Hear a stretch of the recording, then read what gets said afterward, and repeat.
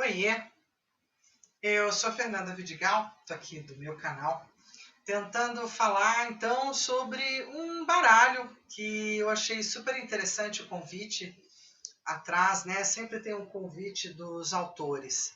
E o tarô intuitivo é um convite trazido pela Isis, o autor, então, David Miles, vai estar fazendo um convite bem legal, que é o convite da gente compreender que todo ser humano é intuitivo. Todos nós temos percepções extrasensoriais, a mais, a menos, e que essa intuição pode ganhar um alfabeto, ou então um tutor, alguém que o guie, uma guiança realmente para que você possa ter uma intuição a partir de um aparato, a partir de algo que te ajude sobre isso. Então, como todo mundo é intuitivo, e aí ele também coloca uma coisa interessante, né? Todo o nosso futuro depende 100% de nós. Mais ou menos esse 100%, não é verdade? Quando a natureza esfria, quando a natureza congela, quando a natureza cria coisas, né? Então, existem eventos que estão um pouco fora do nosso 100% de controle. Mesmo que a gente tenha uma neurose e uma ilusão de controle em tempo integral. Mas tem coisas que estão fora do nosso controle, né? Tipo as órbitas dos planetas em volta do sistema solar. Então, no sentido de que a gente não controla tudo. Então, é interessante quando eu estou usando a minha intuição e eu quero saber como é que eu posso melhor adequar as minhas qualidades, ou as minhas vontades, ou os meus desejos, para ser feliz, para ser bem-sucedido, para conseguir atingir os objetivos que me proponho.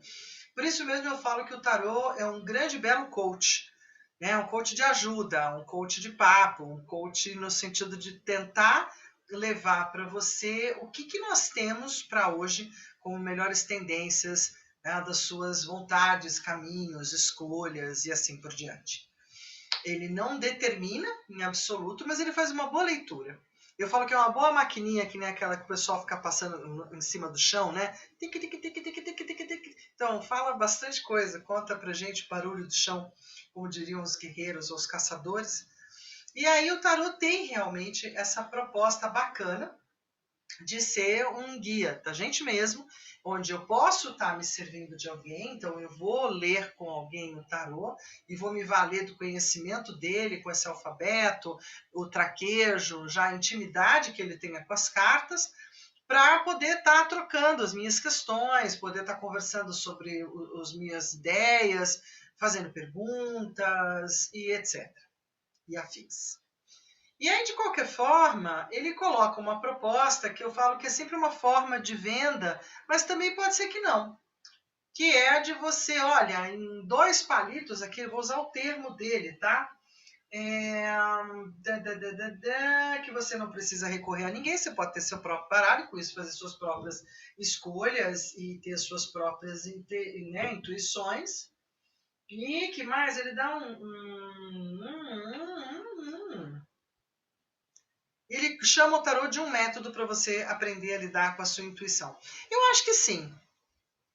Porque eu era uma menina, uma moça muito mais cartesiana, ou muito mais pão, pão, queijo, queijo, e o tarô foi abrindo aquilo que eu já tinha, claro, estava dentro de mim, mas foi me ajudando e me orientando. Então ele fala que vai tornar esse método fácil, e com isso também vai te dar a chance de você despertar o seu guia interior. Isso eu super concordo.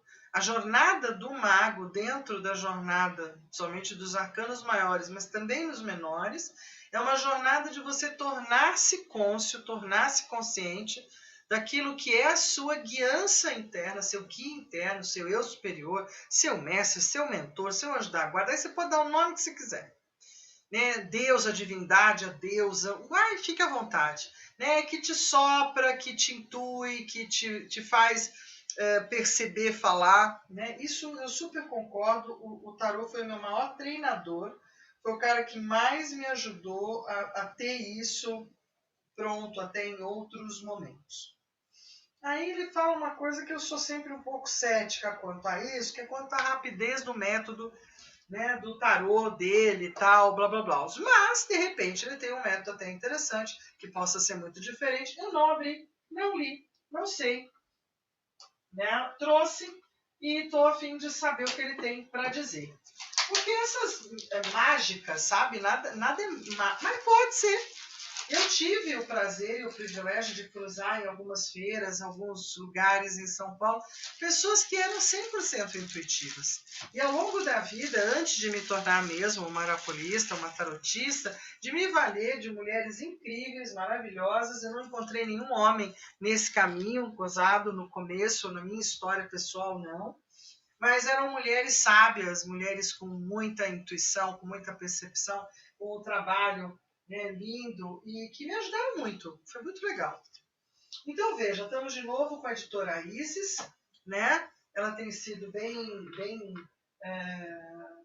interessada na questão do tarô, tem trazido cartas traduzidas e um trabalho bem bacana. De novo, a caixinha típica da Isis, então uma caixa que abre para o alto, não é?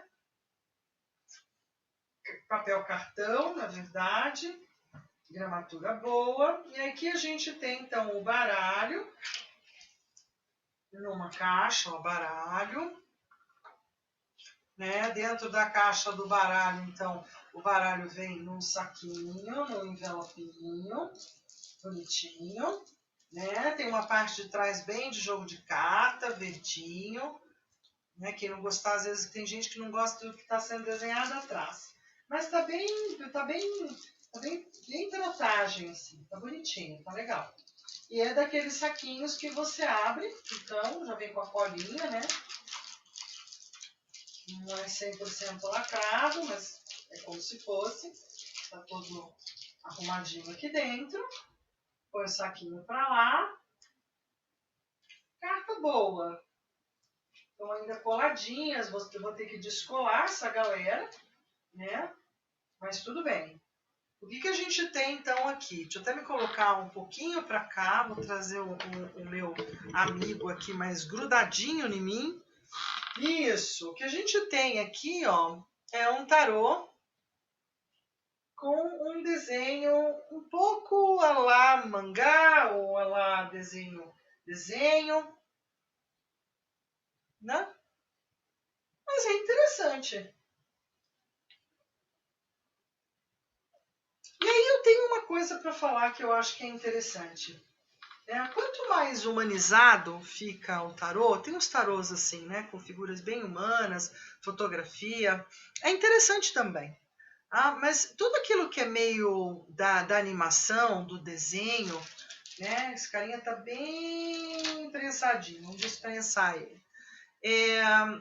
Ele mexe bastante com o nosso universo interno, que é feito de imagens e símbolos e coisas um pouco desenhadas pelo nosso inconsciente. Olha que imperador legal. Não é? É um imperador interessante. Há que explorar a proposta, então, do autor para poder compreender o que ele traz de novo dentro do velho olhar, né? Porque aqui a gente tem um Papa bem tradicionalzão. Ele, os seus dois seguidores ou aqueles que estão prostrados à frente, né? A figura mais velha, os enamorados também com o seu trio, com Cupido, um carro com o seu... não temos nada excepcional, temos, na verdade, uma tendência... Deixa eu ver só se ele... Agora nós vamos descobrir, né? Na carta 8 é a força. Sendo assim, esse é um baralho que está baseado na organização do baralho do Rider-Waite, né? Ou Reader-Waite, como vocês querem, mas é Rider mesmo, a editora, né? E não, enfim, não vou ficar discutindo essas bobagens, porque a gente fala do jeito que a gente quiser, não é verdade? Então, no White, ou no Waite, né? Que para mim, para o meu ouvido, fica sendo Waite. Sempre eu tenho medo que vocês não entendam o que eu quero dizer. Ele é o cara que fez o grande transtorno do tarô, é ele, né, que tem um baralho lindo, uma contribuição incrível, mas ele fez essa troca por conta dos estudos de cabala dele. Então, para ele, a força é a carta 8 e logo depois justiça vai ser a 11. Mas a gente tem que lembrar que na tradição, no trabalho antigo, tradicional do de Marselha, a gente tem na carta 8 a justiça e na carta 11 a força. E que isso é mais coerente com a organização natural do tarô. Tá? Essas mudanças por conta de Kabbalah, de astrologia, vieram tudo em 1900 e bolinha, 1920, 1930, 1940, né? E marcaram a modernidade do tarô porque foram mais divulgados, e aí todo mundo achou muito mais bonito ter os arcanos menores todos desenhados da Pamela, né? Então, assim, a partir daí a gente tem mudanças. Então, vejam, esse é o tarô, né, intuitivo, então, desse autor. Eu quero só ler aqui uma coisa no livro. Chama David Miles, mas muitas vezes o autor não é o pintor, não é o desenhista. Então, deixa eu tentar saber aqui se é ele autor no desenho e 2012, o livro é de 2012. Aí, então, vou fazer a partir de lá. E não fez nenhuma conversa sobre quem é o designer, na verdade, do baralho. Vai se falar apenas do autor, vai ter toda uma série de etapas aqui que é para você ter um uso prático do tarô. Então ele propõe um uso prático, o que tem a ver com um montão de cartas com o futuro. Ele vai falar dessas tendências e não vai falar mais nada.